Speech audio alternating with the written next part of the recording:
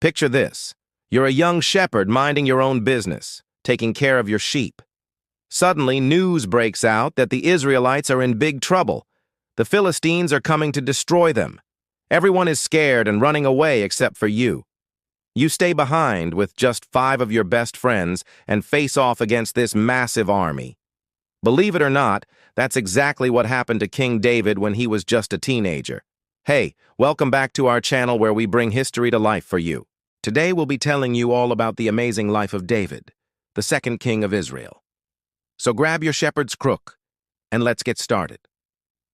David's story started when his dad Jesse told him and his older brother Eliab to take some food over to their brother Ishbaal, who was out fighting the Philistines.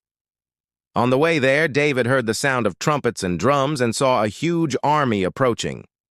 It was the Philistines.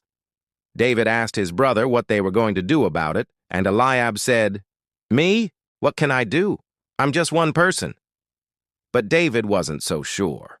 He had faith in God and wanted to fight. When he got home, David told his dad, "Don't worry, I'll save you from the Philistines." Jesse didn't take him seriously at first. He just laughed and said, "You're just a kid, stay away from this." But David insisted, and eventually his dad gave in and let him go to Saul the king and ask for armor. When David arrived at Saul's camp, he was given some armor, but it didn't fit. It was too big for him. So Saul let him keep the javelin and the bag of stones and sent him on his way.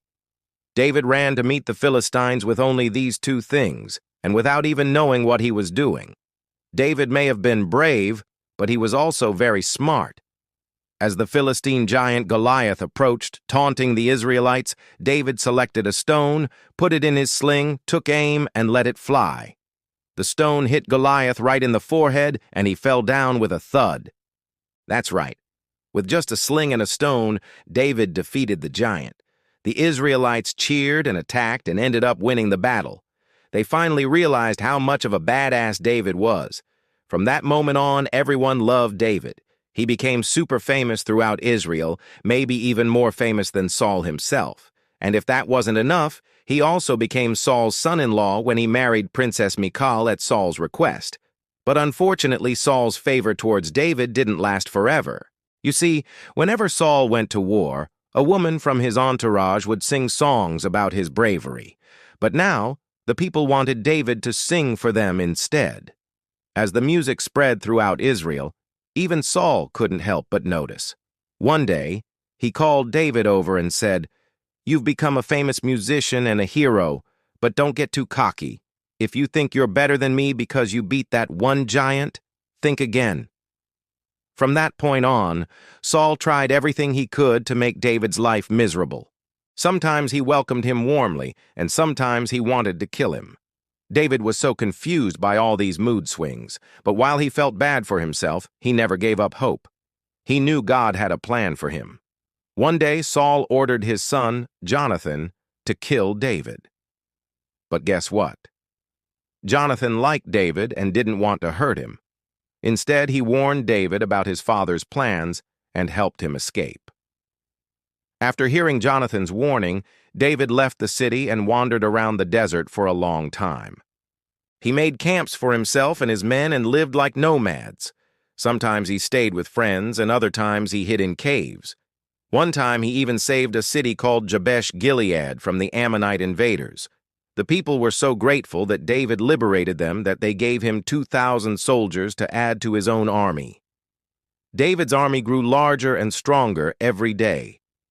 Meanwhile, Saul's kingdom became smaller because his son, Ishbaal, took the throne after he died and made a lot of mistakes. David wasn't happy about all this fighting and wanted to do something else. He decided to write a psalm about King Saul, praising him and asking God to protect him. But just when David finished writing the song, someone handed him a letter. It was from Ishbaal, asking David to come to Jerusalem to take over the throne of Israel. At this point, most of the tribes were tired of Ishbaal's leadership and wanted David to be their king. It seemed like everything was finally going well for David, right? Well, not quite. As soon as David arrived in Jerusalem, he had to deal with three major problems. First, there was a civil war between the northern and southern kingdoms of Israel. Second, Ishbaal's allies were still trying to fight back. And third, the Philistines kept attacking the country. But David's fame had spread far and wide, and many people wanted to join him. Soon, he had gathered thousands of soldiers, not just for his personal guard, but for the entire nation. Then he marched to the capital and officially became the second king of Israel. Now, you might be thinking, okay, great, David won and everything's perfect now. But trust me, it definitely wasn't. To make things worse, those pesky Philistines refused to accept David as king. They teamed up with Ishbaal's supporters and launched a full-scale attack. David's troops faced them off in a fierce battle. Many soldiers lost their lives, and David himself barely escaped. But you know what? He regrouped and came back stronger. This time, David didn't just defeat the enemy, he completely wiped them out. The Bible says that not a single member of Ishbaal's family survived, but David was merciful towards those who surrendered and gave them a chance to live. After that, David became a legendary hero. People would travel from all over the world just to see him. In fact, even kings from other countries would visit him and learn about God. Of course, being a famous king comes with some perks. For example, you get to have really cool kids. David and his wife, Michal, had several sons who would one day carry on their father's legacy. But not all of David's kids were so lucky. His youngest son, Shemua, was born prematurely and couldn't survive. David was so sad that he wrote a beautiful psalm about losing his child. It's one of the most moving pieces of literature ever written. Even people today read it when they lose someone they love. Over time, David's kingdom became one of the most powerful in the ancient world. It stretched from Egypt in the south to Lebanon in the north, and from the Mediterranean Sea in the west to the Euphrates River in the east. David's reign lasted for 40 years. He ruled wisely and fairly.